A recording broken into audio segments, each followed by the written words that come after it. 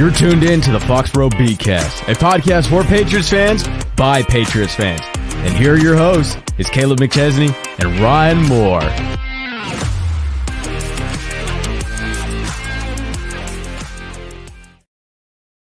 Hello, everybody. Welcome to the Foxboro BeatCast. I'm your host, Kaleb McChesney, alongside my co-host, as usual, Ryan Moore. Ryan, how are you? I'm doing amazing, man. How about you? I don't know how you're doing amazing. The Patriots lost by 20.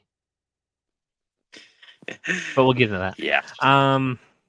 41-21, your final out in Foxboro. The Patriots donning those red throwback uniforms. Certainly nothing monumental or important or noteworthy happened on Sunday, unless I missed something, right? Like it wasn't a first time for anybody, or I mean, you know, I'm sure that there's a 4-year-old in the stands who went to his first Patriots game. I'm sure he thought that was cool. Yeah, Demario Douglas caught his first career touchdown. Anything else happened that was a first? I mean, just so we're aware, that 4-year-old kid would have no idea that Tom Brady was once a Patriot.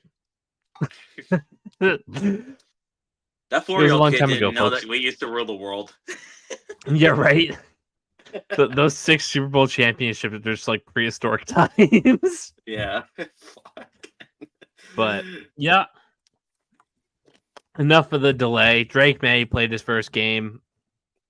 We'll talk about it. And we'll get you set up for this weekend in London across the pond against the Jacksonville Jaguars. So that got some NFL stuff to go over. We'll be all right. Let's just dive right into it. Ryan, I almost said Mac Jones. Good Lord. Oh, jeez. Well, we are playing him this weekend. Could it be the Mac Jones revenge game out in London? Fuck. That would be funny. Drake Maye, his debut. We lost by 20 points, but Maye, 20-33, 243 yards and 3 touchdowns. Not to be a Debbie Downer, he also had 2 interceptions, 4 sacks, a strip sack. He was our leading rusher with 38 yards. Demario Douglas caught his first touchdown. Kayshon Boutte caught his first touchdown. Where do you want to start? I want to start with the positives. You know, we can look at the negatives, obviously. Oh, we will. A little later, but like, do you know who the host is? We will be talking about the negatives. Yeah, I know Felger. No, I thought, Drake's performance was a mixed bag. Obviously, there is some, there's some sometimes maybe good, sometimes maybe shit in it. But I'll say this right now: the good plays from Drake Maye are why they drafted him 3rd overall. That deep touchdown to Kayshon Boutte was the best deep ball I've seen in quite some time from a Patriot. Maybe since Brady. Cam had some really good ones. Demir Bird in Houston comes to mind. Yeah. Also the deep ball of Julian Edelman, too, against Seattle. A couple of those in Seattle, yeah. Mac Jones had one that I can think of, to Kendrick Bourne in the middle. It was in double coverage. It was Cleveland. Yeah, it was a better catch than it was a throw, but it was still cool. Yeah. Yeah. But, like, here's something really notable about this Drake Maye touchdown that I want to point out as well. Since Brady left the Patriots, I believe the Patriots have only had 2 quarterbacks that have thrown a 35 air yard touchdown. Yeah, it was and that was Cam and that was Mac Jones. And that play, it wasn't even the deep ball to KB. It was against Cincinnati in 22, where he chucked it deep, and I believe it was to Bourne in the end zone. It got deflected, and Christian Wilkerson caught it and walked in. Yeah, remember that one. Yeah. Same game where Mac Jones made a new enemy with Eli Apple and just swiped his knees on a pick return. Yeah. But no, dude, that was such a pretty deep ball from Drake Maye, man. That was perfect. Not every QB can do that, yeah.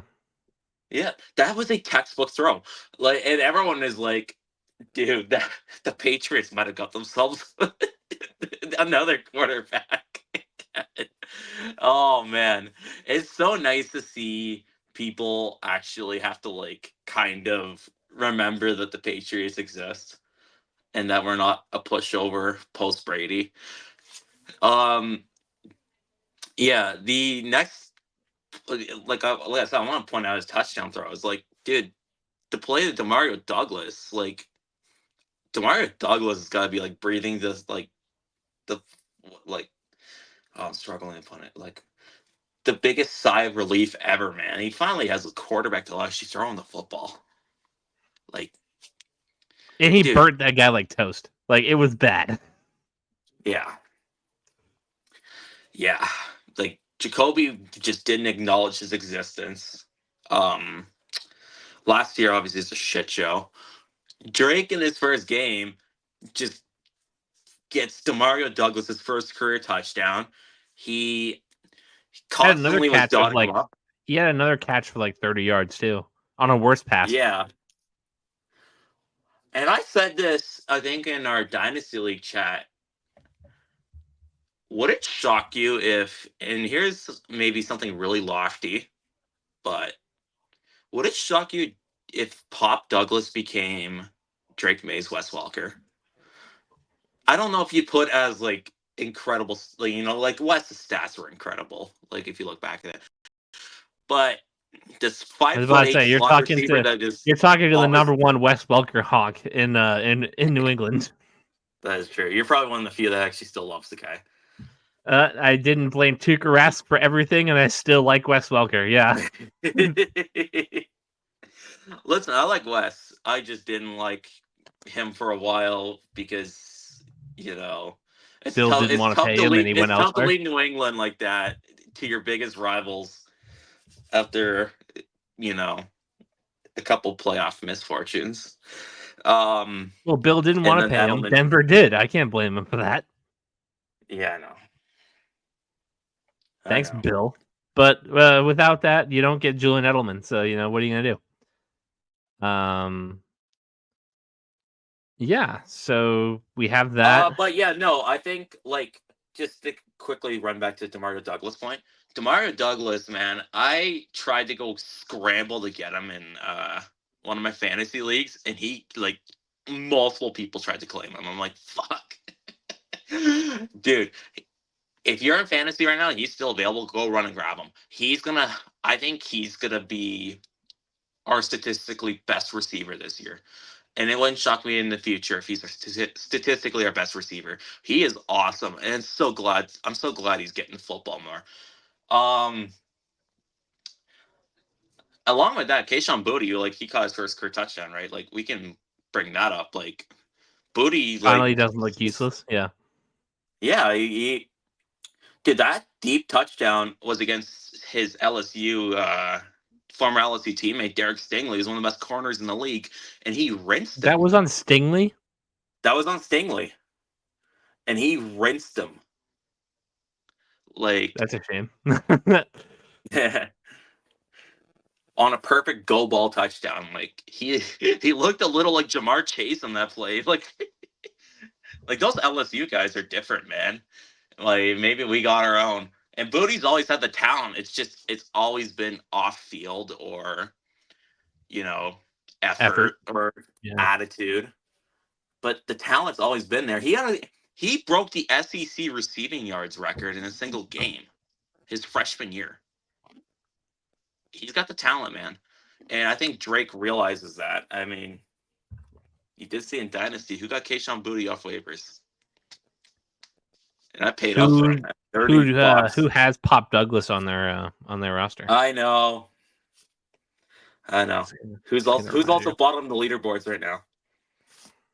That was on purpose. That was by design. Like there's this Ashby guy. Whatever his name is. To tank, I swear. Listen, as long as I don't tank for super, super long, it's whatever. Hey, I got a bunch of picks. I got some young players. It should be fine. I'm fucking with you. You're doing what I used to do in the Dynasty leagues. I'm just except my plan isn't to do it for 3 years. I know. Hey, my team's good now. Okay. Can we get to the bad? Yeah. Uh, 3 that turnovers. first. Yeah. You know what? I'm gonna say this right now.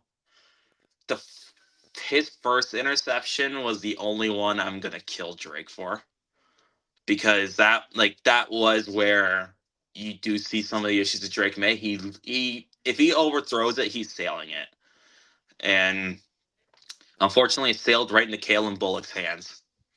So that wasn't great. The second interception, not his fault. I'm not killing him for that. Like that was a Um, fluke. That's some shit you see on Madden or NCAA and lose your fucking mind if that happens to you. Um, I'm not killing him for anytime I that. see a tip pass, I'm just like, dude, you gotta throw it higher.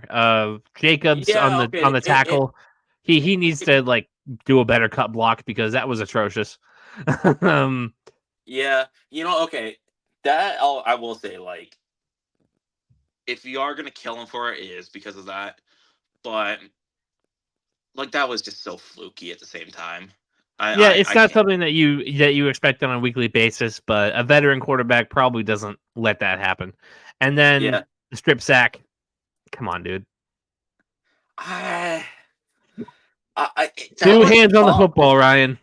That is tough, but at the same time, like, like, I'm not gonna also massacre him for it, because Daniil Hunter just came screaming off the fucking edge and just Daniil Hunter, man, he's good. And then there were a couple sacks where he ditched the pocket too early and didn't let anything develop. Yeah. A couple of his Well, scrambles he didn't need to do. Like there's some rookie yeah. things that kind of need to be nailed down. I think Yeah. overall he was a highlight reel and this game was a highlight reel for him, but we need to get him in situations where we're playing competitive football. Like after a certain point, Houston stopped trying. Yeah. They got up I think 14-0. situational awareness is what, but that's a rookie thing. Like, he was also like one of the more raw rookies in that element of, like, It's true. so you're gonna a lot of what Drake May is going through is kind of like we saw with Josh Allen, like his first couple of years. There were some electric highs. There were also a lot of low lights that, you know, you're like, Josh, what the fuck? Like, this is terrible. Remember Josh Allen's first playoff game? He had like that hilarious like lateral or whatever to I like, do kind of remember that. Yep. yeah. You're gonna see some plays in Drake May where you're gonna, be left just shaking your head, being like, you can't do that. You, but that kind of ability also allows you to have the wow. And when you clean up the overthrows, you get him more situationally aware. You know, he's got a good head on his shoulders. I think he's always been really composed and all that shit. It's gonna come around, but there's going to be mistakes made, and that's what we have to accept. It's gonna be it's gonna be fun though. It's gonna be fun to see the growth and development, I think. My number one question is if he played that well against Houston, 3 touchdowns. Again, he He had the made best game. mistakes. You know, you know. I have to say this as well. He had the best game of every quarterback that's played Houston so far Yeah, it's true. as a But rookie in his first round. my question was before you so rudely interrupted me, Sorry. why did we wait 5 weeks? I think Like I'm AVP really sorry, like punched. Drake May in week 5 doesn't look a ton different than he did in the preseason and training camp, which isn't a bad thing, but it's only like, it's a handful of months, but who's to say that he couldn't have used the experience weeks 1 through 4 or 5, whatever? Yeah, Like, and why did we the wait thing so is as long? well Like, is the O he line he shit. was he was only Brissett was only better by a couple of practices after Mayo kind of said that yeah, May's better than him. Like basically all training camp. Like, what were we waiting for? Like, I think that he'd be much better now if he had played weeks 1, 2, 3, 4, 5. No, Is that I not agree. a safe? Is that not a valid argument to make? And then, like, why did we wait so long? No, What was the I point of that? agree with you. And that's kind of why I was like, I'm tired of watching Jacoby. Like, Well, I was because, operating under the assumption that he wasn't ready yet. yeah. But I look at he was working behind the scenes to be really, really good. And in week 6 against Houston, he looked about the same as he did in the preseason and training camp. Like, yeah, and had the best game. I did believe that, hey, sitting the young quarterback is the way to go. I get the Patriots didn't exactly have the luxury to do that, but Maye looked like a competent NFL starter out there. Mm-hmm. No, I agree. It wasn't him that killed you. It was the defense that killed you against Houston. You couldn't buy a stop. You were down 14-0 before we even said go. So I don't know what we waited so long for. It feels like we blew we blew a season almost. And again, we weren't doing a whole lot anyway. We probably would have, if Maye was in there, we might win 1 or 2 more games. And you're looking at 3-3 or 2-4 or whatever the record would be. I don't know. It feels stupid that we waited so long if he came out looking like that against one of the best defenses in the NFL. But maybe I'm over analyzing it because Houston didn't really have to do a whole lot defensively because they let up 3 passing touchdowns and they still won by 20. Yeah, I like I said, I think it was time to get rid of Jacoby after like the first couple of weeks when it was just blatantly obvious that like the offense just wasn't functional. Where okay, I get the concerns if you're throwing Drake Maye out there and you don't think he's ready or whatever, but he looked NFL ready in that game. Like there was mistakes, but like it wasn't like a Christian Hackenberg situation where it's like this guy is so He or like wasn't Paxton Nathan. Lynch. He wasn't Nathan Peterman. Like, Yeah, or even like Paxton Lynch. Like oh. yeah. Where you have to sit these guys and it's just like how are you still not ready yet? No, you gotta take the training wheels off. And they finally ripped that fucking Band-Aid off and now we're back. We're back to competent NFL offense again. Yeah, I don't get it, and the way that I think Gerard Mayo handled it, and you know, uh, the coaching staff handled it in general was it could have been a lot better. And it could be a lot better. It could, yeah. Mayo as a head coach, there's a lot more questions than answers so far, which is not to be unexpected because you went from the most buttoned up guy ever in Bill to somebody who's trying to do like a 180 of that almost. It's a little weird. Yeah. Just here's the thing: is I get that you don't want to be everything that Belichick was because It as ended great as bad. Belichick was, it's 2024 and it's clear that like New It left a England sour needed. taste in all of our mouths. Yeah. With that being said, Belichick did certain things for certain reasons. Like you can't talk both sides out of your mouth to the media, like the way Gerard has been doing. You gotta, emphasize discipline for a reason And because we'll your get team is. we'll get into a new reason later. I saw that. That was interesting. Unfortunate. Yeah, that you got to emphasize certain things for certain reasons. Now, as a coach, you can be a little warmer to your players than Belichick has been. Like, you can still be, like you can still be buddy-ish, but you got to emphasize the discipline and emphasize on talking out your fucking ass to the media. Belichick never did that for a reason, and Belichick, like, got burned on it. Is why he never did it again. So I'm really hoping that Gerard can make. It's still early into his coaching career. He's only like his 6th week, but you gotta figure it out, man. You have to. Want to talk about Jalen Polk and his case of the dropsies? He's kind of on a downward spiral. Yeah, it's been not great. He dropped one he really should have had. I think Drake threw him one and like a perfect ball, and he on 4 of his for, targets, he only caught one. for a guy whose main selling point was throwing the football, he's gonna catch it. Not great, not great. And I'm hoping this is just a part of the rookie curve. Because if you remember, and we're going to talk about in the NFL segment, but a guy that just got traded who's had a lot of hype and a lot of respective hype and stuff like that because of his great play. Devontae Adams was terrible, just outright terrible his first couple years in Green Bay. Like Rodgers just wouldn't throw him the football. Like he'd drop it every single time. And I brought it up as an example, and obviously, like Devontae Adams is a rare case because sometimes you're Devontae Adams, sometimes you're Aaron Dobson. But, Jalen Polk, I think, has the mentality to at least like Washington coaches, they raved about his character and stuff like that. They raved about all this shit.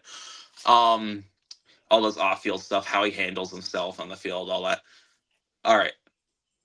What do great characters and great leaders and stuff like that do? They redeem themselves. And they own up to their mistakes and they work towards fixing it. So, Jalen, how are you going to redeem yourself? Is it going to be more of the same shit, or are you going to turn it around? It's a challenge for him, truthfully. Because Jalen Polk, if he gets it going, that's another guy like I think can be a stud. Him and DeMario and Keyshawn Boutte, and Kendrick Bourne as well. Like that's a solid room. Still probably need a one, but like that's a solid room. Yeah, no, for sure. And I know that I had the rant against Polk last week. He's still got some ways to go to really become an NFL player in a lot of respects. But yeah, this is just one of those things. You got to battle through adversity, and figure it out. We have no run game whatsoever. Antonio Gibson was our leading rusher as far as running backs go, with 13 carries and 19 yards. That is a yard and a half per carry. Yep. And and Drake Maye had 38 yards, and that was our leading rusher. And I know people are like, "Oh my god, look at Drake Maye leading the team in rushing."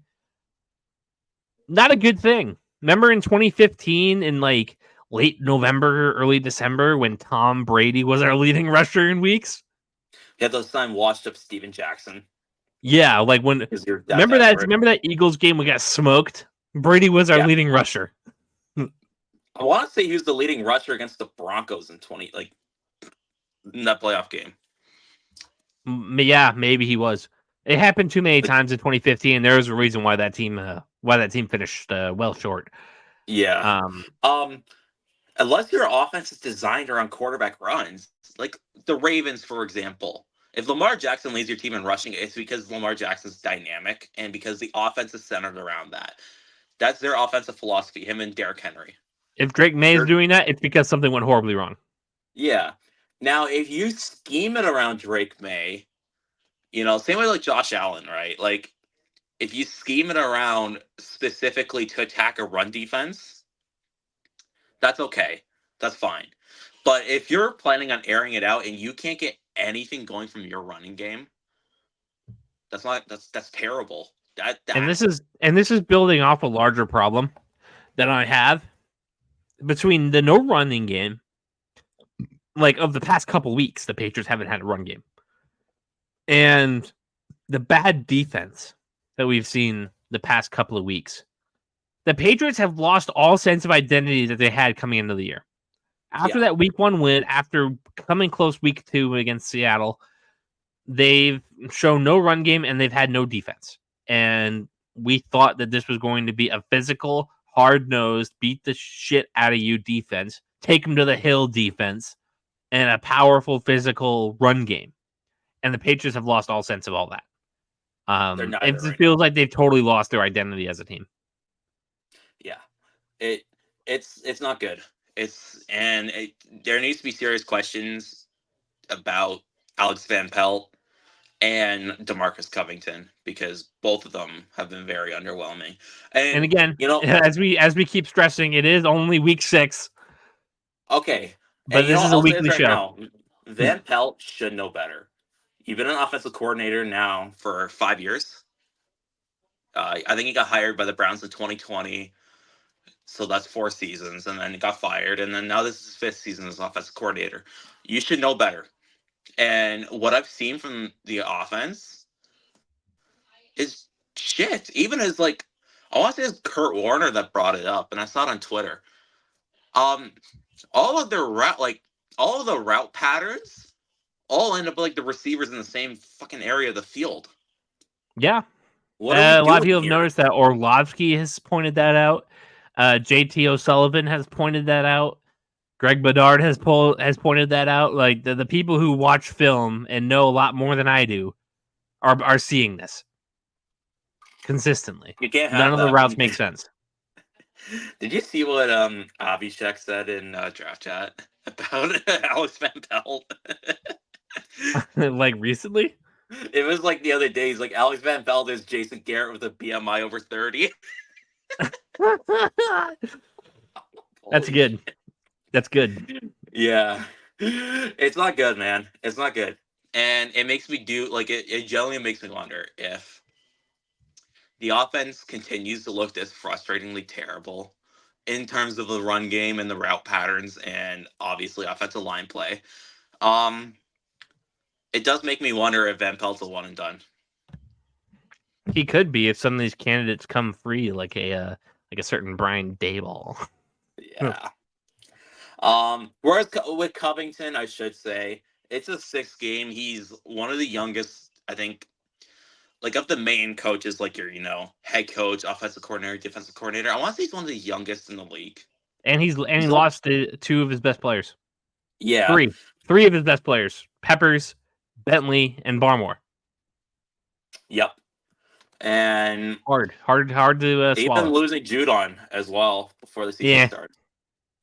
Like, I don't think that mattered as much. with that being said, great coaches make chicken salad out of chicken shit. I need to see more. I know there's gonna be growing pains, but against Houston, that you offered no resistance. Nothing. CJ Stroud, Stephon Diggs, Joe Mixon all had their way with you. Tank Dell. Tank Dell was smoking Marcus Jones. Yeah, you can't have that. You just can't. Drake Maye, it can't be a game of Madden every single week, man, where you got to throw it like 50, 60 times, put up these gaudy statistics, or lead the team in rushing. Your team is fried if you try to do that. Like, if your defense can't offer resistance, you have to throw the ball more. And honestly, you can't have that kind of game plan, especially if the running game is terrible. It's unplayable. You can do it every once in a while, but I look at it, there's only like one quarterback with like a winning record, or like near winning record, or like close to winning record, or over a winning record. And I'm like, it's Brady if you throw the ball like 50 more times with the volume he has of doing that. And that's Brady. Like, you can't have that. You can't. Another thing you can't have. I'm really getting sick of talking about stuff like this. Christian Barmore went and got himself in a little bit of legal trouble. Nothing like Jabril Peppers, thank God.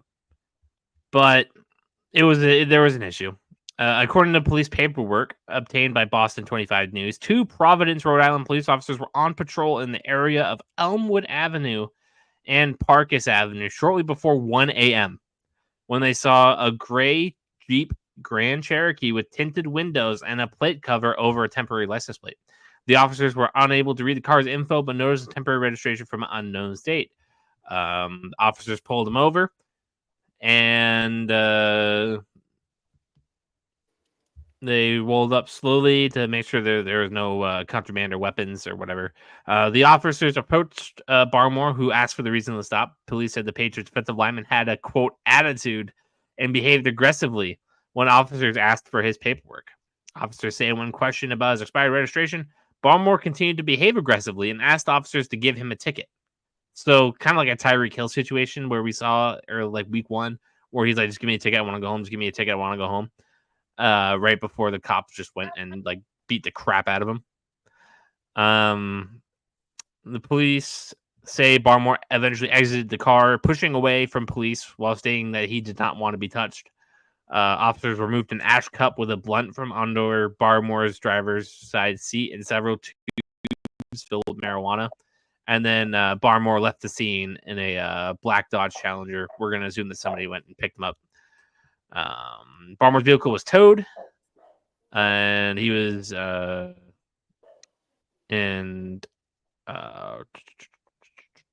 summons for operation of an unregistered vehicle, display of plates, and driving with expired registration was left for Barmore inside the car.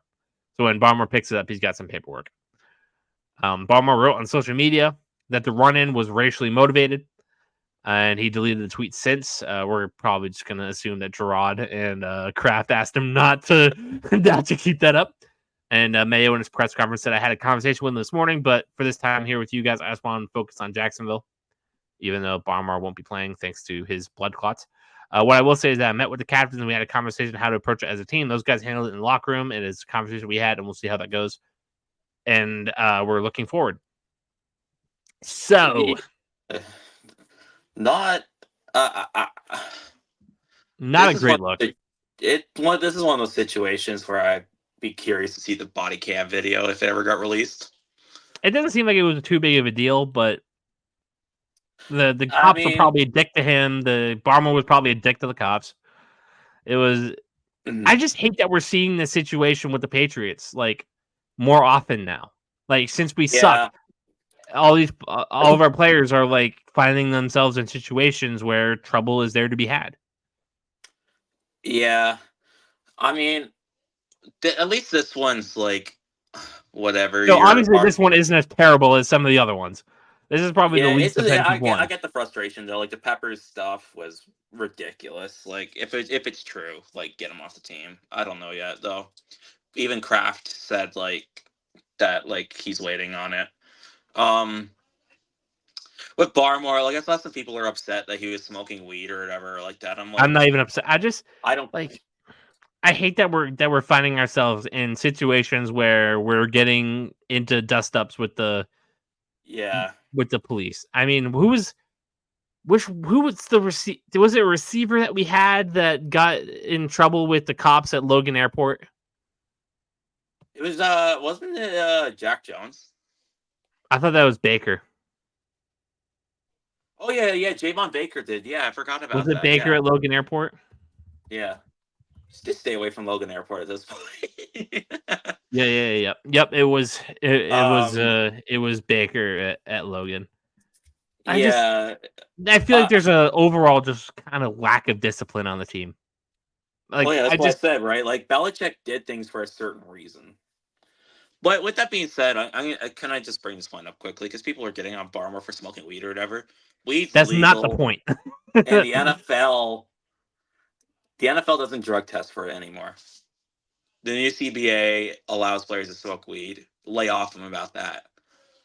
You know, that is so not the issue here. Yeah, what you should be criticizing is that if you're an NFL player, you need to conduct yourself with a little less entitlement. Like, I don't want to say like cops are gonna sometimes be shitty, and it sucks. It does. The people that have power shouldn't be shitty to you. I agree, completely agree. You also have to handle it with stride, especially knowing the position and power you hold as well. Because you are a role model and an influence to play like people, believe it or not. So I don't know. I'd be curious to see the body cam video. It's a situation that sucks, and I don't think Barmore did anything wrong in the truest sense. Like nothing. There's gonna be nothing. No, like he's not gonna go to jail for this. He's not gonna like see. It's just more so. even if the cops are being shitty to you, there's a lack of maturity and discipline overall that's kind of looming around New England right now. Yeah.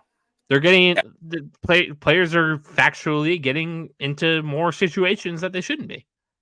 Yeah. Since we've sucked. Yeah. That's just kind of like the site that I'm seeing. Like that's just kind of the vibe. Oh yeah, and that's the thing, right? Gerard needs to put his foot down. Well, like I said, there's a reason why Belichick did things the way Belichick did. You know, you got to put your fucking foot down with these guys. I'm sorry. And there's always going to be that issue. Like, some guys are always going to have, like, the attitude issues and stuff like that. Like, it happens. But you gotta put your foot down. That's what Belichick did. Like, Belichick would take on players with these kind of character concerns or whatever. But if you weren't going to abide by the way they operated, you're gone. The second you walk into the Patriots organization, you are a Patriot now. You are you operate as a team. You operate together. You don't do stupid shit. You don't cause controversy. Well, I mean, the Patriots cause controversies for alleged fucking cheating. No, we cause controversy in good ways. Yeah, we cause controversy and help of winning football games. Yeah, but like in terms of like off the field, like stupid arrests or like just stupidity and like sideline like fights and shit like that. Like, I heard it. I remember hearing the story from. It was from Vince, or was it from Devin? It was from Devin McCourty.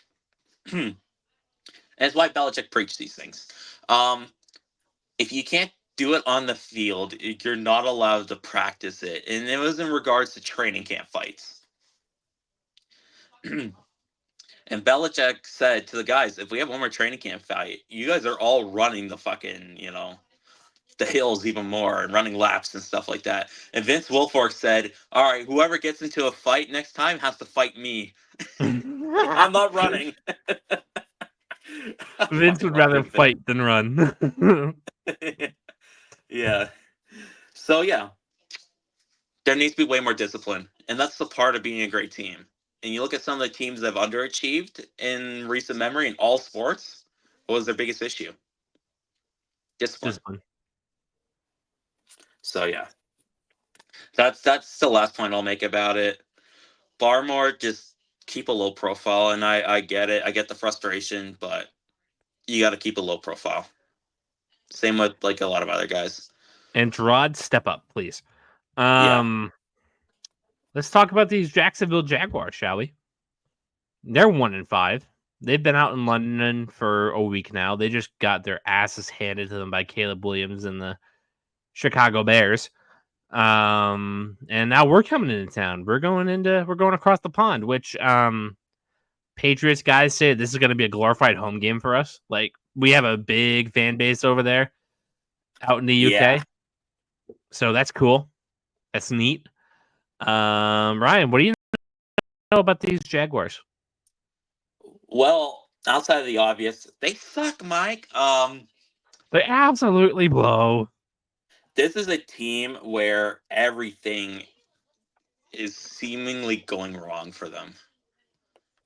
Trevor Lawrence has been, you just gave him that big fat contract. He's been bad, mediocre at very best, which for a guy that got generational tabs on him, you can't be, you're in year what, 4 now? You can't be mediocre at best.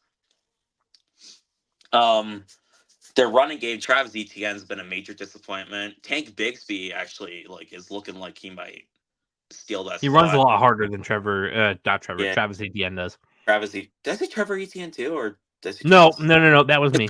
Travis Etienne has a brother named Trevor. Oh, yeah, he plays for Georgia. Funny enough, is he any good?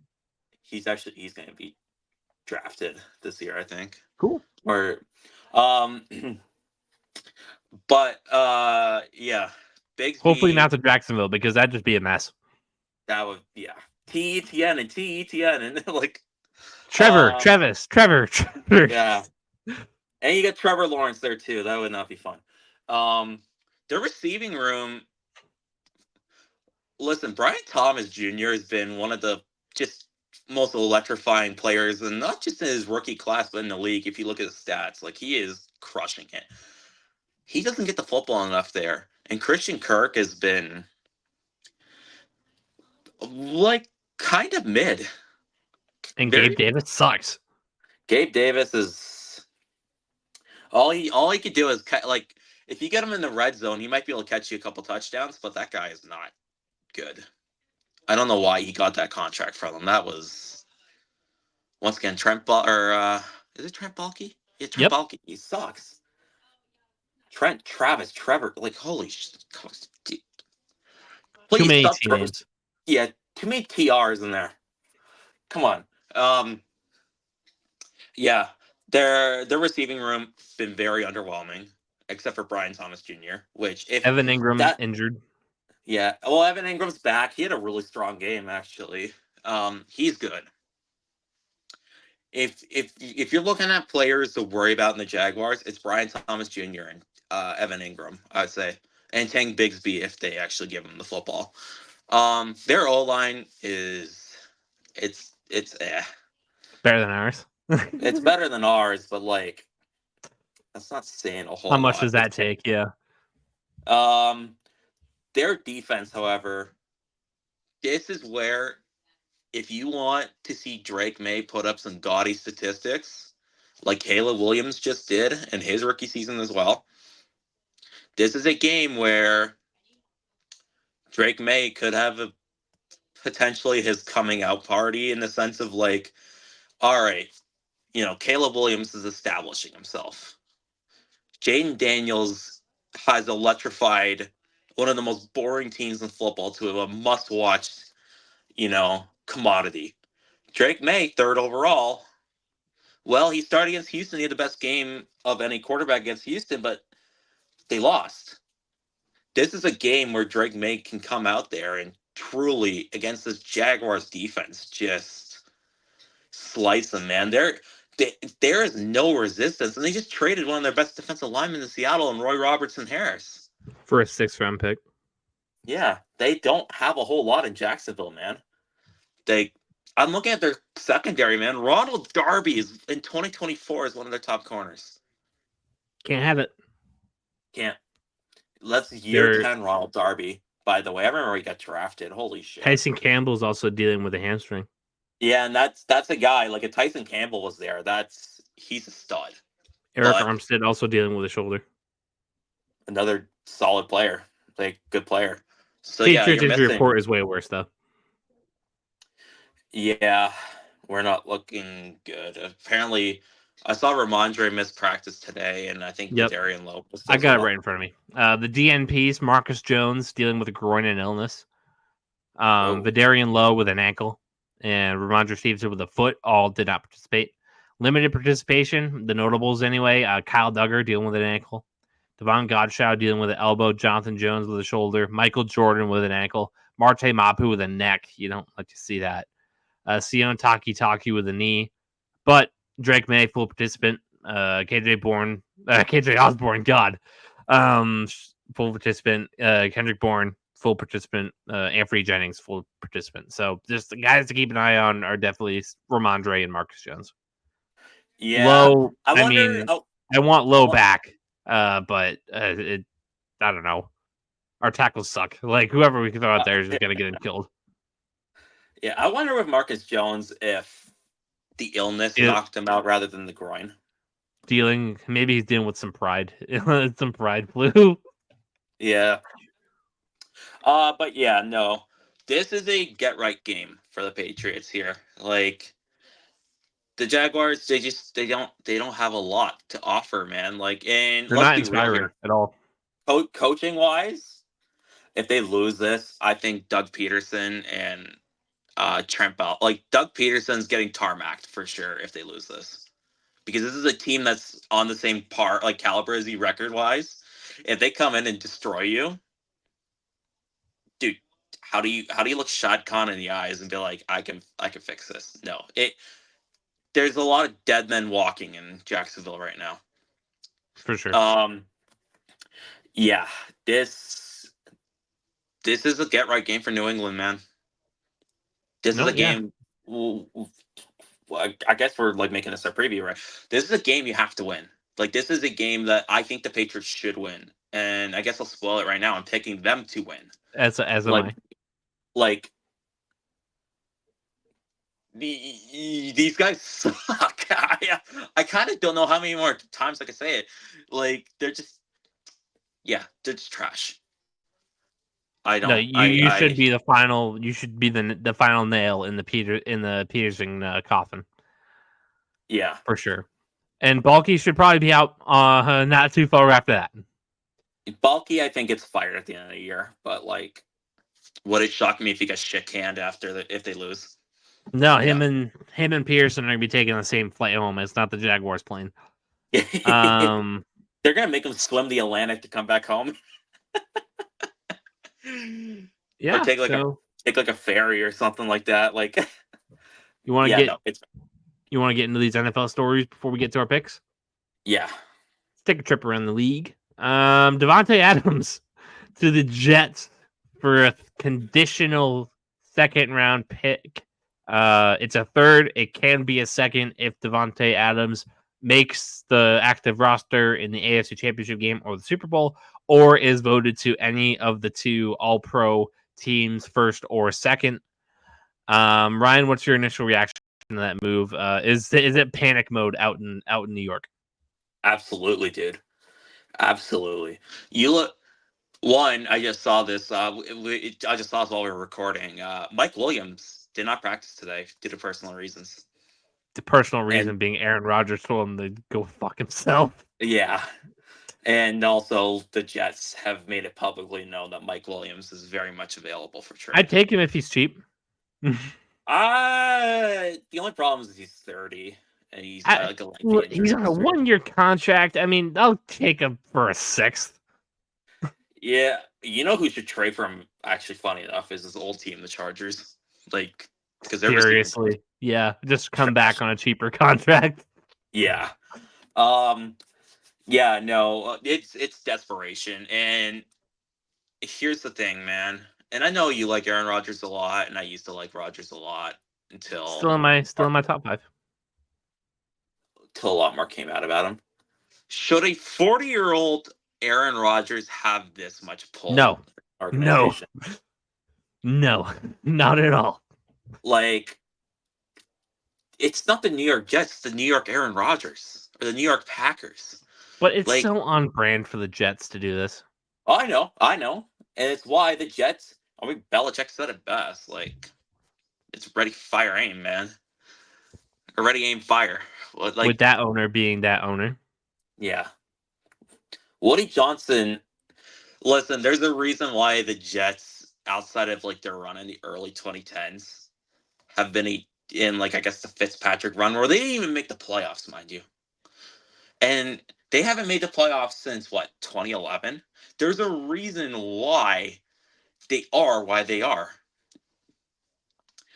They make terrible personnel decisions. Like, it feels like every year the Jets just do something where you're like, what are we doing here? What's crazy is Joe Douglas can identify talent really well. I don't think it's a Joe Douglas problem. He can't hit on two very important things: the head coach and the quarterback. Which, I mean, and I think he hit on the quarterback here as far as talent goes, but Aaron Rodgers is impossible to deal with. Aaron Rodgers is Aaron Rodgers, man. You get the highs and the lows, but the thing is the highs aren't high enough from Rodgers anymore to justify the lows. No, right? Like, yeah, sometimes like he'll have some vintage. Like he showed it against New England. He showed a little bit of it against Buffalo. But no, his arm is 100% still there. Like he could still be a very good quarterback in this league, but he gets in his own way. Yeah, and I'm sorry, Devontae Adams, I don't think is saving your season. No. Nathaniel Hackett's still your offensive coordinator. No, he's not. He got demoted.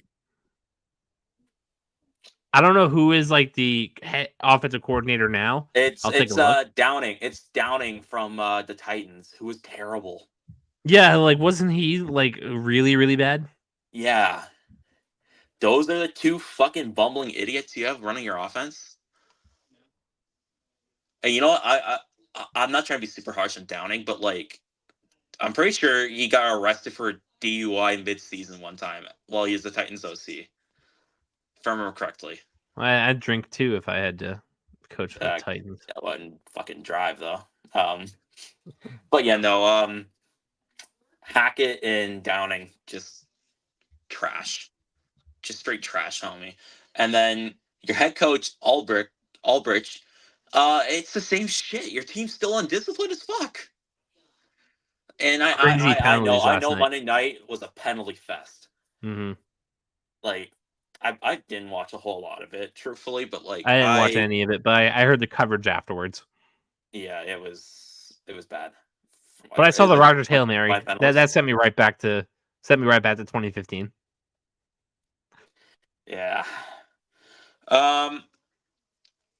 Yeah, I just this is a desperation move. By the way, it's going to be a third round pick, unless Devontae Adams turns into like '07 Randy Moss, where he magically is just like, oh yeah, I can do it again.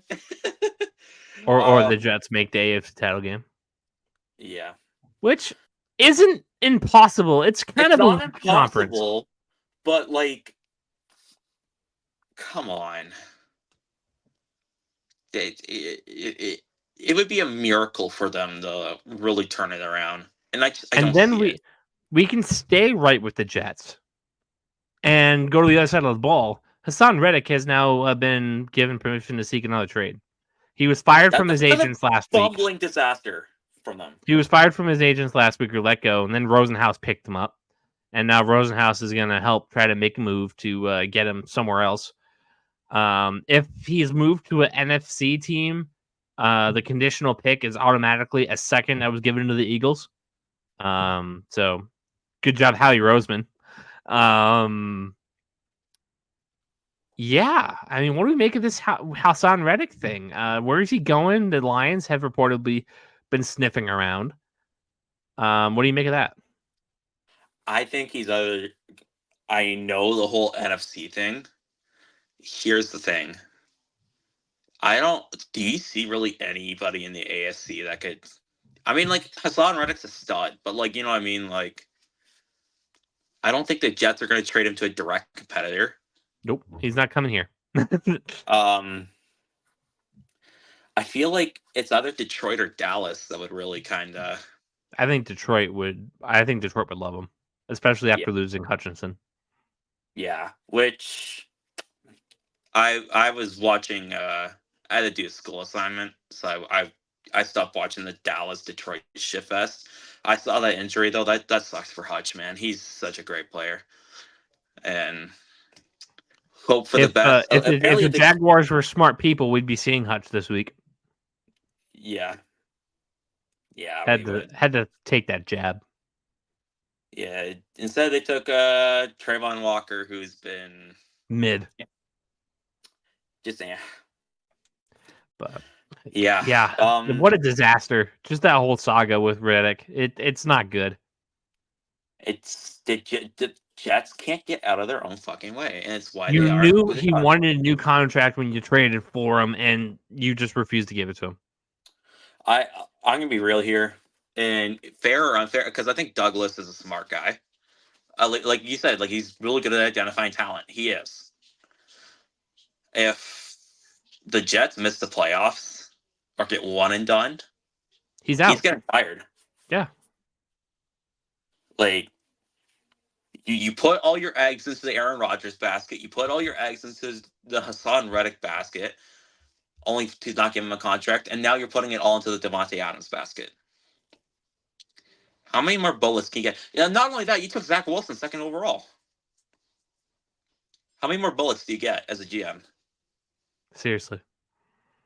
And you just fired your head coach too. So after firing Adam Gase, yeah, we're looking at Joe Douglas probably getting canned if this doesn't work out. Want to talk about the Buffalo Bills? Yeah, another AFC East team. This move might have given the Bills a little bit of a boost in their season standings. Amari Cooper goes to the Browns or goes to the Bills for like a third. Was it a third? Yeah. It was a third and like a pick swap. I think like Cleveland sent Buffalo like a sixth or something like that, and Buffalo sent like a seventh or whatever. Gotcha. Okay. What a great move for Buffalo. It is a good move. And I hate it. Listen, I didn't feel anything when the Jets traded for Devontae Adams. I actually kind of laughed at how desperate they were. When I saw Buffalo trade for Amari Cooper, I just went, fuck. Like, mainly I hate Buffalo more and I hate the Jets, but like the Buffalo Bills are actually a good football team. Like they're a team that is a contender and a team I don't like seeing win. Nor do I like Their seeing the one Jets. giant hole was receiver, and they just filled it with a really good one. Yeah, and a really good one who's going to probably play amazing football now that he's free from Deshaun Watson. Poor Jerry Jeudy. Yeah. Now he's the guy everybody's going to look at. Yeah, Jerry Jeudy and like Elijah Moore, I guess, or like Cedric Tillman or something. I don't know. Not great. The Browns are another team, like I said, like last week, or was it last week I had it? Like, yep. And they're sticking with Deshaun, which I know for certain that's ownership. And I see the way that they're, I'm moving off the Buffalo Bills. Fuck them. Good move. Congrats. You got Amari Cooper. Fuck you guys. Congrats on the AFC East yet again. Yeah. Congrats on like watching Josh Allen put up monster statistics again. Congrats. I like watching Josh Allen as much as I hate the Bills. He's fun. Listen, I like him. If he was on any other team that's not in the AFC East, I'd be buying the jersey. I'd be buying the jersey. Love him. He's an electric factory. However, he's on my least favorite team in the NFL. So fuck you, Josh. Congrats. You get a stud weapon. And Khalil Shakir is now receiver too, so he's going to pop off even more. And now Keon Coleman might get a lesser corner that he can just jump over because he can't separate. And like, James Cook was out, who they turned to Ray Davis. I mean, I'm glad I got saved me in one of my fantasy matchups. Yeah. Because I was the James Cook owner. And I'm like, oh, crap. And then I text our buddy Fawns, and I'm like, hey, do I pick up Ray Davis or Ty Johnson? He says Ray Davis. I picked him up, and he got like 20 points. I'm like, oh, thank Christ. Yeah. This sucks. It sucks. Listen, Buffalo fans, if there's any Buffalo fans listening, listen, I hate you guys, but I talk about you the same way that, like, nowadays that, like, Steve Dangle will talk about the Bruins, where I'm like, ugh. Everything turns up Bills. Yeah. I can't believe I ever saying that about the Buffalo Bills. I used to mock them for their incompetence. And now it's just like, ugh, I hate it. They're mocking us for our incompetence now. Yeah. They made a good move. God damn it. Their favorite quarterback was Mac Jones. Yeah. Stop it. I miss the old Buffalo Bills. Seriously. But yeah, no. Good move, Buffalo. Cleveland is a fucking tire fire. And it makes me think that, like, they've lost the locker room because Amari Cooper felt like he was getting free from prison. Like, I saw his, like, Instagram story. He was thrilled, man. And it makes me think that as long as they have an automatic loss each week with their starting quarterback, getting paid all this money with all these allegations that the NFL is investigating to this day. Yeah. It's not looking good in Cleveland. And I think I saw someone on Twitter say I think Browns fans had more fun during the 0-16 season than this. Probably. Like, Deshaun Watson is the worst quarterback in football, I think, right now. The worst starting one. There's probably some backups that just, like, can't play. Oh, and that's the thing, right? Like, okay, we know Jameis Winston sucks. But Jameis probably gives you more of a chance to win because we know Jameis just loves, he'll push the ball down the field. He'll have his idiotic decisions. He might win you only probably like 2 or 3 more games. But those are like games that Deshaun Watson's not winning you. Hypothetical question for you. Yeah. Remember Brock Osweiler when he signed that huge contract and then they traded him to the Browns and they just took on that contract? If you were a team and you were even remotely interested in taking on this contract, okay? Again, super crazy hypothetical, not going to happen. Cleveland's stuck with this. But if you were the Carolina Panthers, Bryce Young, you traded him for a second to Miami or something, and you were going to take on this contract, what would be the haul Cleveland would have to give you to take on this contract? You would have to give me 4 first-rounders. I'm not even kidding either. Like, you would have to give me the biggest haul in NFL history for me to even contemplate taking that. What was the Brock Osweiler compensation? It was like a first, I think, or a second. We're talking about the trade to the Browns on March 9th, and 2017. That was a good trade for Cleveland, mind you. Like, that was a smart move. The Browns got back a second-round pick, a 6th-round pick, and a 4th-round pick. Smart move. You needed a starter. He sucks anyway. Like, whatever. You suck. Yeah, no. You would have to attach basically all your first-round picks, man, for me even to contemplate it, because you have a literal $70 million cap hit on the books. That second-round pick became that second-round pick became Nick Chubb. That's incredible. Okay, player. Yeah, no big deal. Yeah. By the way, do I really want to say this to annoy you right now, or so? How bad are you going to annoy me, and are you prepared for the rant that you'll entice? Because I know you love this player. Nick Chubb wrote today in a Players Tribune article that he was upset he didn't get drafted by the Patriots, and that Sony Michel got drafted to New England over him. I'm upset too. He was happy. He was happy for his guys, but he's like, damn, they get to go play with Tom, like Isaiah Wynn and Sonny Michel, I should say, because they're both Georgia. All those guys are Georgia Bulldogs. He was so happy for them, but Isaiah Wynn, incredible pick too. Yeah. You know what? Okay. In defense of the Isaiah Wynn pick at the time, the logic made sense for him, and then him tearing his Achilles his rookie year really. And then he sucked the football the rest of the way. Yeah. But the logic was there with Isaiah Wynn. You didn't even take the best Georgia running back. And that Georgia running back wanted to play with you. Yep. It reminds me of Deebo Samuel and AJ Brown. AJ Brown. Visiting New England and being like, we want to be Patriots. And you N'Keal Harry. They're drafting in the late 2010s is like a fucking something to behold, man. N'Keal Harry over Deebo Samuel, AJ Brown, DK Metcalf, Terry McLaurin. Am I missing any names?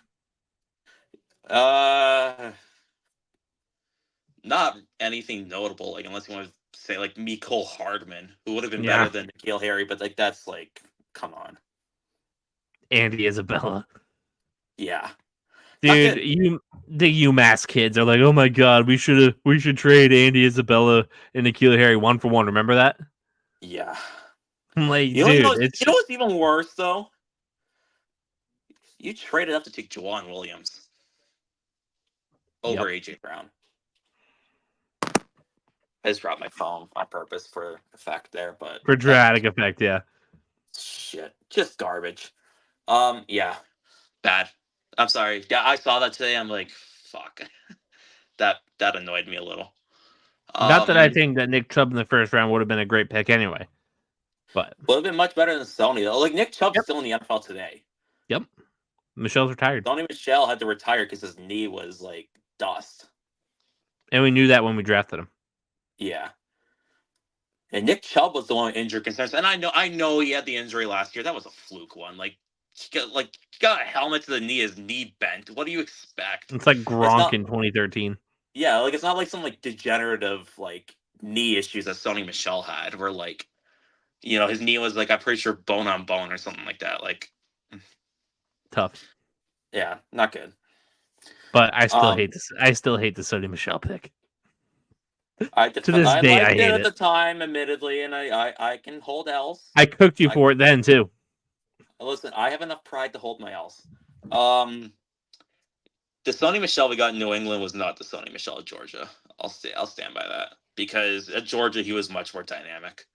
Like, I thought we were getting like an Alvin Kamara type of player with his receiving ability, only for him to be the biggest dud as a receiver. You were on that crack. You were on that crack for real. Whatever. Any other some and big lose story? some. Well, let's rip through these last ones before we get to our picks. Has Caleb Williams joined Jaden Daniels in Rookie of the Year conversations? Yes, and as I brought up earlier, they're making their marks in the NFL, so much so that a Bears-Commanders game got flexed to the 425 prime slot instead of Eagles-Bengals. Doesn't help that the Bengals and Eagles suck, but that's the thing, right? Imagine saying to yourself, like, last year, even before like the start of last season, right, that a Bears-Commanders game would be so much more entertaining than an Eagles-Bengals game. I'm curious. I'm going to look this up. What do you think the odds are on the Commanders making the playoffs? They have to be relatively high, man. Like, aren't they the favorites for the East right now? They should be, shouldn't they? Jaden Daniels keeps us up. They're going to make it. I want futures.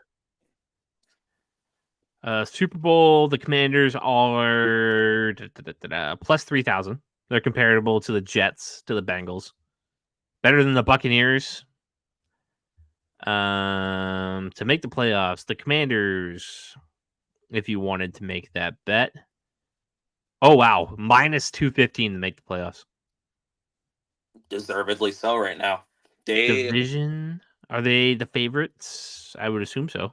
Yeah, they're plus 120 to win the division. I feel like that's a hammer bet. I feel like you should take that bet if you're a gambling man, to take the Commanders to win the division. Yeah, imagine being bold enough to like take them before the season starts. That somebody's rolling in money. Yeah. Shout out to Dale Earnhardt Jr. He's a big Commanders fan. Well, there you go. Dude, the Commanders, man, I'm genuinely happy for their fans, because like the last like however many years of like, it's like what, 25 years of suffering with Dan Snyder or whatever. You're free of that man, and you finally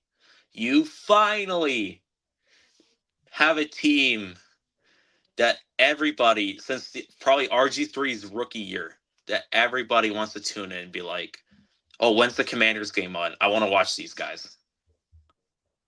I'm happy for them. I'm happy for this. It's about time. It's about time Washington's back. And I'm a big Jaden Daniels fan, man.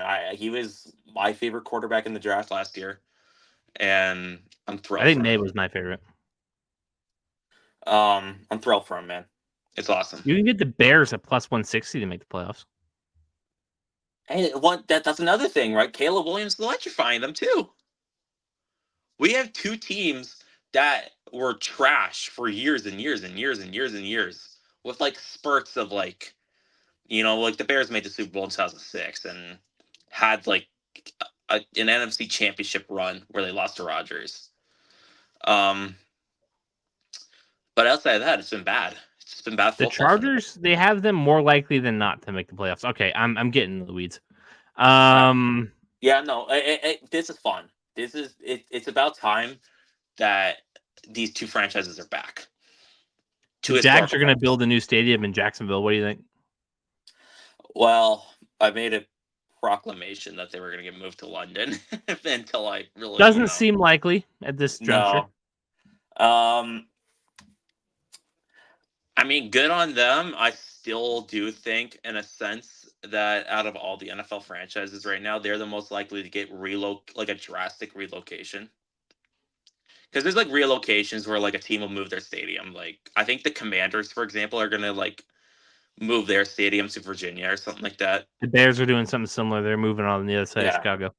Yeah, but like that's like, I think they're still probably the most likely for a major relocation.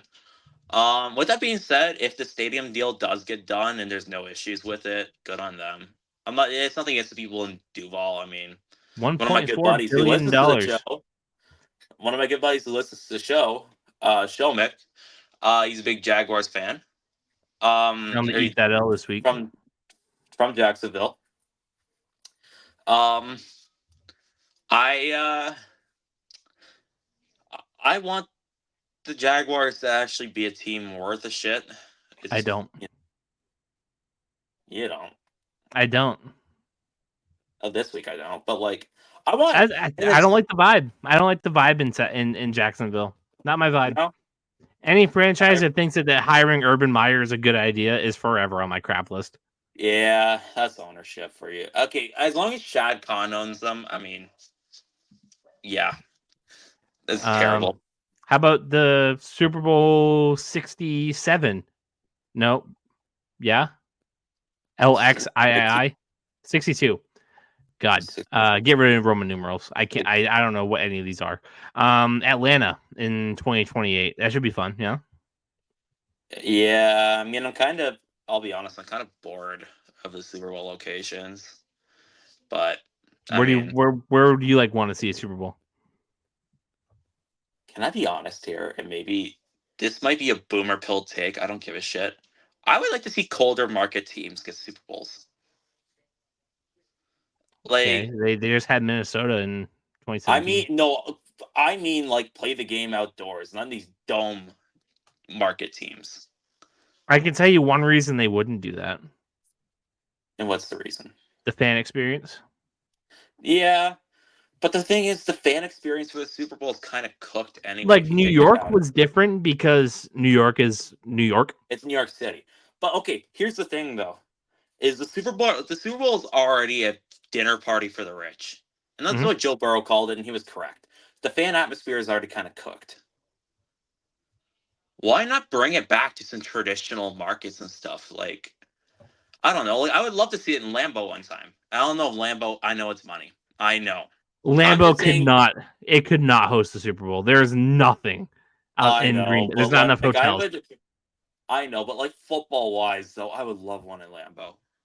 I would. Like, it's cold out. Like, you get to see, like, true old-school football, kind of, where, like, teams actually have to prepare for the weather elements and shit. Like, it's cold, shitty, maybe snow. I don't know. I'm just kind of bored of it. Like, I'm kind of bored of it being in a dome, all that stuff. A dome or, like, a really tropical climate, warm climate type shit. I don't know. That's just me personally. And that's my take. Yep, I'm gonna disagree. I like the neutral element. Get everybody in a good spot where like if Green Bay makes a Super Bowl and they're playing Miami and they're playing in Cleveland in the heart of February, I'm good. I don't want that. Yeah, I would actually enjoy it. Mostly because Miami would actually have to play like really terrible weather. Like, I just don't want that. If Miami was good all year and they get stuck playing in crap snow, like, womp womp. You can make that argument though that they had to go to Kansas City and play in fucking cold, shitty weather. Yeah, they shouldn't have to do it again. It's football. I'm good. I like the neutral. Listen, this is a boomer pill take of mine. I don't care, but I stand on it. Yes, it is. For once, I'm not the guy who hates fun. It's you. Last question: are the Cowboys cooked? Yes. On how many levels? Bad enough that I was listening to a podcast today, and the host was suggesting they should trade Micah Parsons. Like, not the guy I would have traded. No, I think Dak is the guy that I would have moved. Dak was the guy you should have moved on from, but you gave him $60 million instead. I forgot about that. Oh, brother. Yeah, and this is the problem, man. So you committed to Dak and CD, and this was his logic, I should say. Yeah, you told me in the chat that you were going to keep biting him. But it is a valid point to be made here. you have Dak on a record contract, the record contract. You have CeeDee on a near record contract, and Micah Parsons is going to get a record contract. Here's the thing, though. Your team kind of sucks. You have no depth. Your offense is Dak and CeeDee versus the world, basically. Like, Ferguson's good, but, like, I don't know. Dak, Their CD, offensive and friends. line, Yeah. their offensive lines, like, you can't run back, like, Zach Martin and the guys forever, man. Like, Zach Martin apparently had one of the worst games of his career on, like, this past Sunday. Your defense, though, is trash. It's really bad. And you have no defensive line that offers any resistance. And, like, you got DeMarcus Lawrence, but he's hurt. And also, like, he's old now. It does beg the question, do you trade Micah and get a haul? And, use those picks. Like, the edge class, I should say. Like, the edge and defensive line class this year, if the Cowboys stink, you're gonna get a stud edge rusher or D lineman. And it helps ease up your cap. Now, would I do it? I don't know, because Micah Parsons is electric, one of the best defensive players in the league, but he can't do it alone. And I don't know. I think the Cowboys are just they're fried. They are, and maybe they turn it around, but do you really see Mike McCarthy with this roster? No, I think Mike McCarthy's gone after you. Yeah. And I don't see Bill Belichick being the savior because Jerry Jones is it's he's losing it. Oh, he's fried. Of Bill Belichick, actually. You wanted to talk about Bill? Oh, I saw this report from the Kirk Minahan show today. Oh, fuck that guy. I hate Kirk Minahan. I don't listen to him for what it's worth. I just saw. You shouldn't because he's horrible. Okay, well, I don't plan on it. Team Chad Finn. Chad's our guy. Love you, Chad. He's got to come on the show soon. He's got to. Love it. I love it. I'm only bringing it up because I thought this was really spicy. So Tom Brady's ownership with the Raiders went through. Yep, I should have mentioned that. I totally missed that. I 5% and 0.5% goes to Richard Seymour. Yeah, 0.5. Cool. Yeah, very cool. Apparently Tom Brady is going to lobby the Raiders to bring in Bill Belichick to be the next head coach. Yeah, right. I don't know. A world where Brady is Bill's boss. Nuh-uh. You never know, man. You never know. Nope. Never. Like as next it's either that or Bill has to hope Philly shit-can Sirianni, or he can put up with Jerry Jones or something. I think he might just be okay with retiring. Yeah. Either that or pretend you're happy in the media, even though we know you're not, Bill. Absolutely not. Yeah. No, that's I just thought that was an interesting I'd love to see it, but absolutely not. It would be fun. Like Bill and Vegas. They bring Josh McDaniels back. If not for that alone, like he's not going to be able to bring his friends. Matt Patricia, offensive coordinator. Let's go. Can you imagine? Maybe Brady just part-times. Like, is he allowed to coach? Raider Nation would mob the sideline. I don't know, man. There's not a whole lot of Raiders fans in the building, dude. That place got swarmed by Steelers fans. They'd be carrying out Matt Patricia like he's a sacrifice. Yeah. They're tossing him off that big torch over at the top of the building. Oh, brother. But yeah. Absolutely not. Want to get the picks? Want to get the picks? Let's get the picks. Last week, you whooped my ass. 12-9. Against the spread, I am 34-40-2. I'm slowly making my way back up. You are 39-35-2. But it's a new week, new picks. Let's get right to it. Thursday night football. Denver Broncos are headed to New Orleans to take on the Saints. No Derek Carr, no Chris Olave.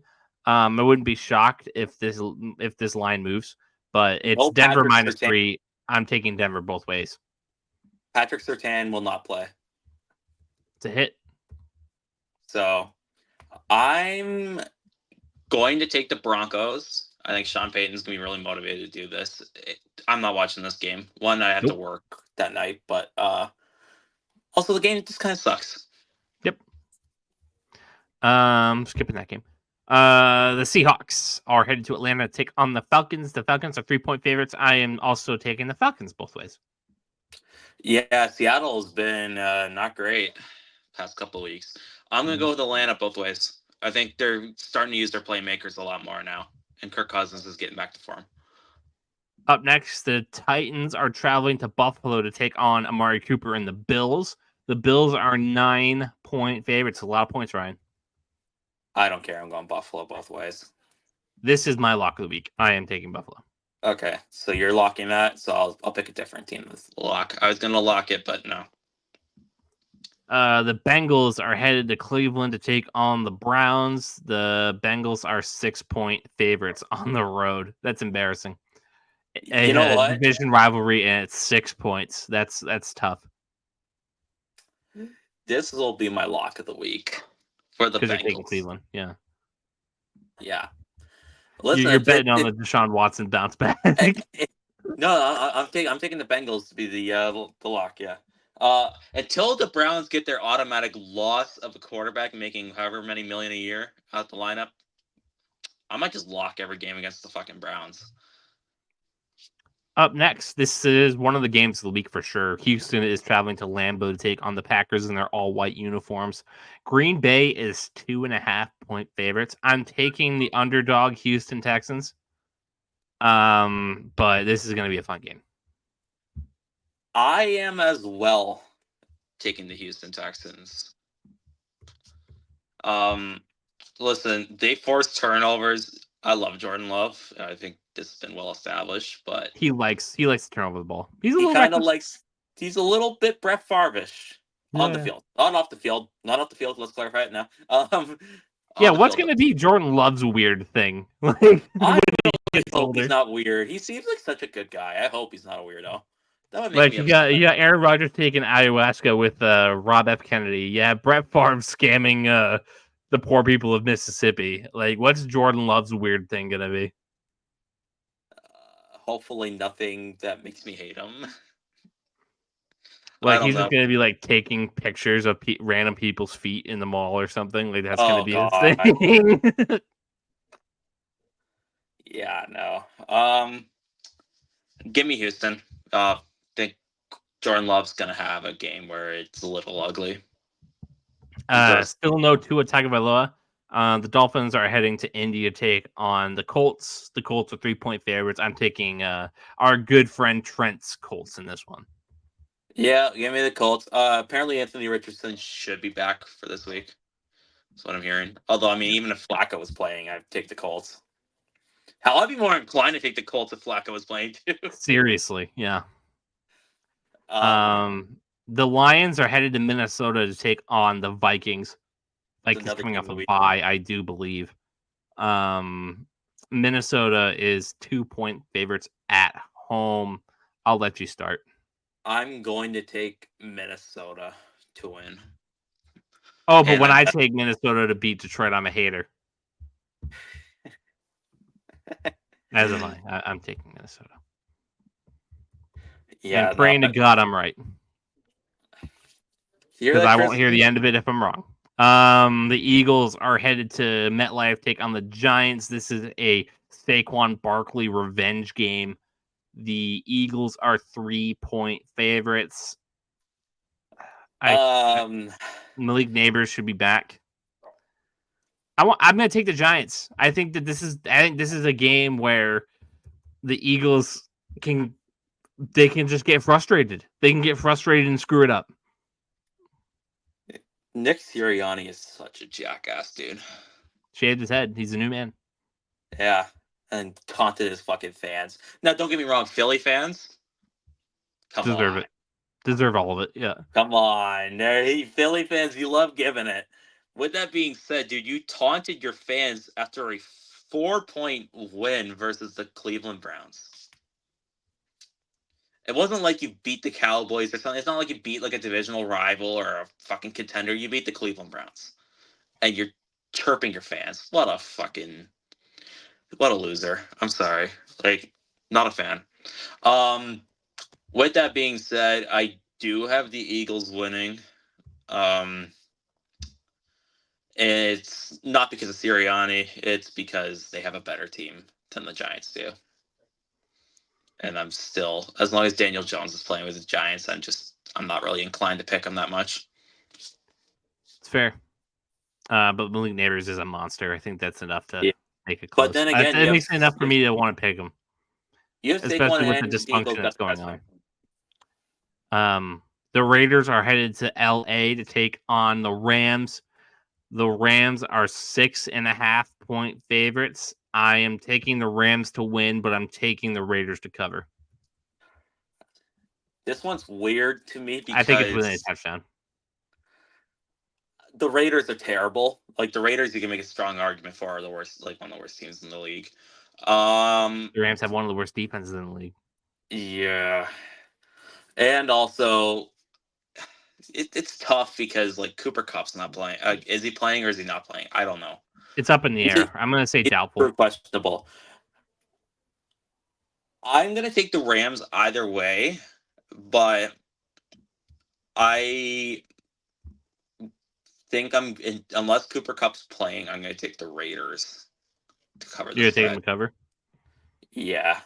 Now, Kupp's playing. I'd like to amend it because, like, if Kupp's playing, well, you're going to have to remind me because if you don't, then it's okay. There forever. If Kupp's playing, I am amending it because I think Cooper Kupp and Matthew Stafford are great enough together to just. Actually, you know what? Here's what I'll do. I'll just send you the spreadsheet and you can do it yourself come Sunday. But I will check to make sure you're not doing it at 4:20. All right.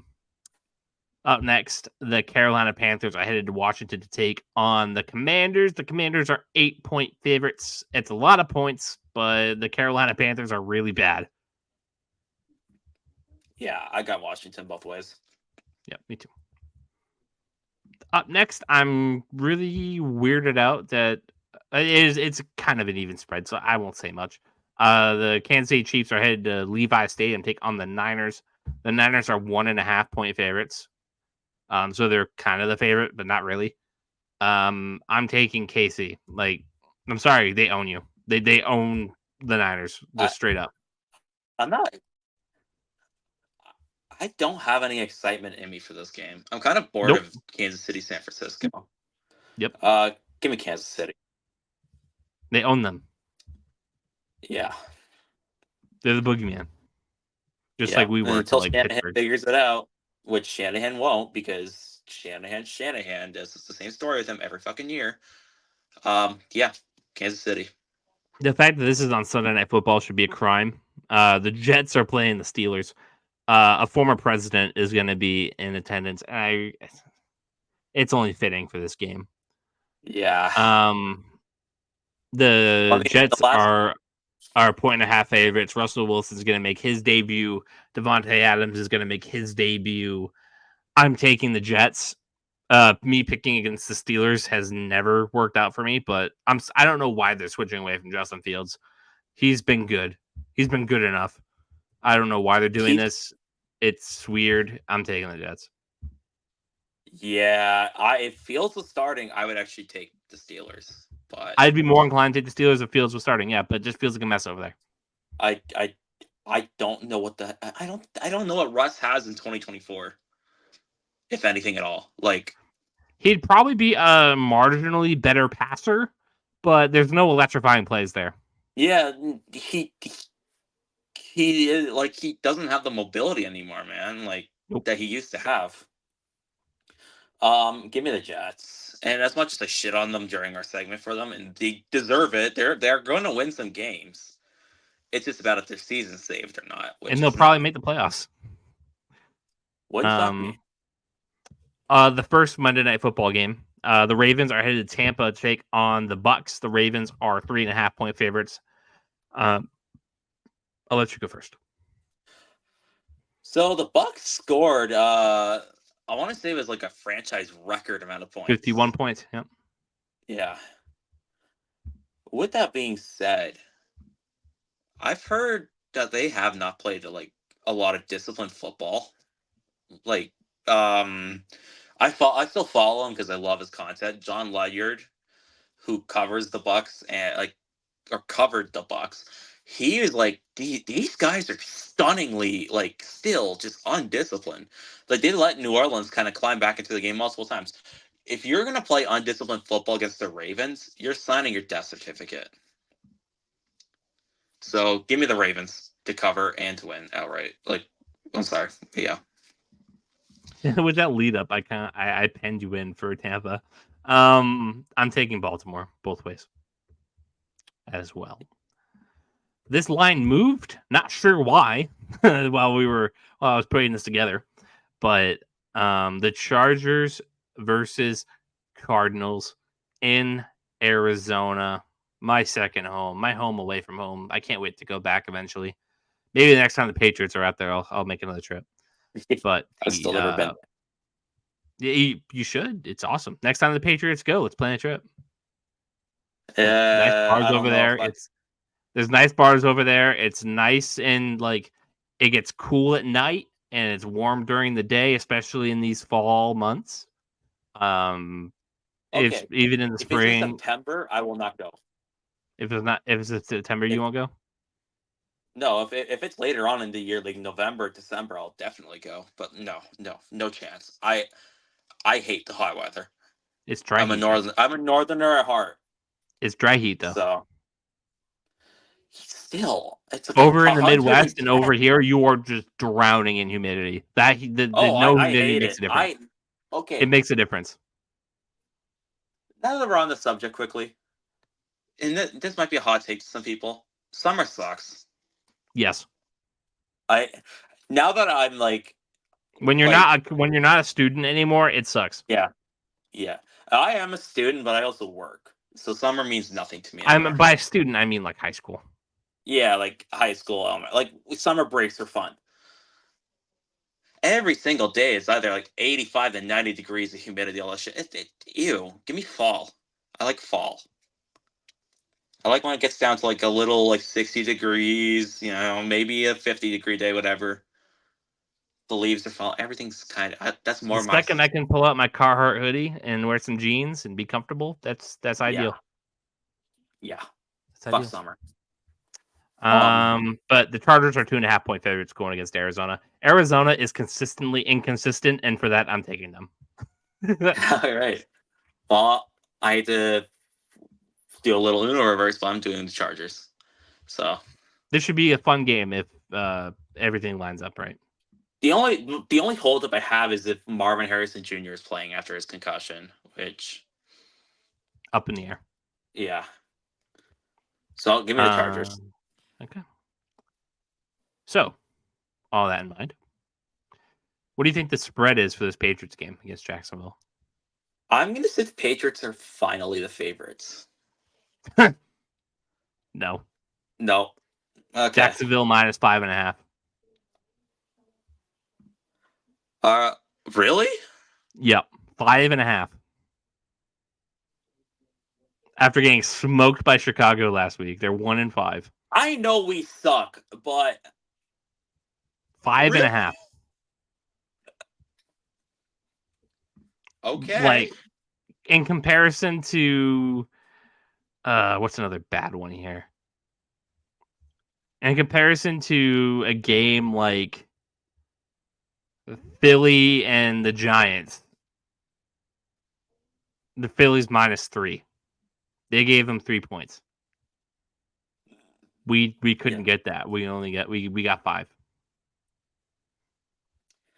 That's kind of disrespectful. I don't get it. I don't. I'm taking New England both ways. Like I said, I shit on the Jaguars for a reason. They suck. They suck worse than us. They are playing much worse football than we are, and we can have a trajectory after Drake Maye starting that goes up, but we need to win, and we need to know that we need to win.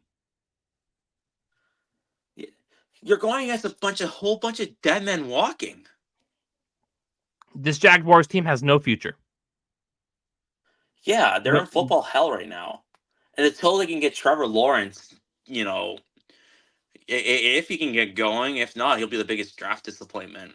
They're still falling, like they're still digging, and we're coming out of the hole. Like in theory, like we should be making steps forward. And I know we haven't done that the last couple of weeks, but we scored 3 touchdowns last week. This Jaguars team is a lot worse than Houston. Their offense is a lot worse than Houston.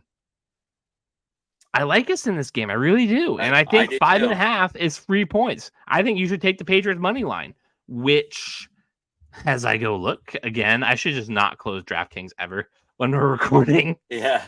Listen, this will be Drake Maye's coming out party. Like, where he also puts his claim in the league. Come on. Sportsbook. I can't believe it. I can't. Come on. Plus 195 on the money line. If you were to bet $50, you'd make $147.50 back if they won. Hammer it. Plus 5.5. Who do they think we are? Yeah, like I said, we suck, but like, come on, we have more reasons for optimism here. I like this. If we start Jacoby now, I would get it. Jacoby ain't here anymore. It's Drake now. It's a Drake show, baby. Can we put Hunter Henry on the parlay? Like we take Patriots money line, Hunter Henry anytime TD score. How many yards do you think Drake Maye is gonna have? It wouldn't shock me if he throws for 300 plus. So we put 275 plus. How many touchdowns? 2 plus? I think at least 2. Okay. All right, we turn this into a same game parlay. And we bet $50 on it. We could make $2,000 if we get Patriots money line, anytime Hunter Henry TD score, 275 plus passing yards, and 2 touchdowns from Drake Maye. And we can make $2,000. Yeah, that's not bad. It's not bad at all. I might bet that. All right, Ryan. Any parting words for the people? Yeah. I think we fucking got our guy, guys. During the Mac Jones era, I wasn't as enthused. I think we got our guy in New England. Watch and cherish Drake Maye for all he is, because he is so much fun, man. That's all I got. Mike. We got the guy. We got the guy. They had the guy, and then we got the guy again. Yeah, I feel really good about this weekend. I really do, and I feel good. There's a lot to feel really good about, and make sure you guys are getting up early on Sunday because 9:30. Oh yeah, that's gonna be unpleasant. 9:30 a.m. kickoff time. So get ready. Have your coffee instead of your beer, and then spend the rest of the day watching Red Zone. Yeah.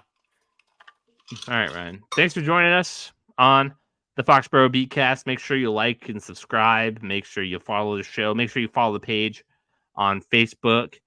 And yeah. Before we go, Ryan, you have any interest in doing an NBA prediction show? The season starts next week. It would depend on what night we would record. We can talk about it later. I have to check my work schedule and stuff. So maybe that too. All right. Maybe that. We'll see you all. Celtics are repeating. That's my NBA prediction. And Kaleb will mauled. And you just ruined the whole. You ruined the whole vibe. You ruined the whole show.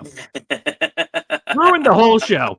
All right. We'll see you guys next week. Go Pats. And yeah. Let's go. Thanks for tuning in to this edition of the Foxboro BeatCast. Make sure you like and subscribe and follow us on Facebook and Instagram.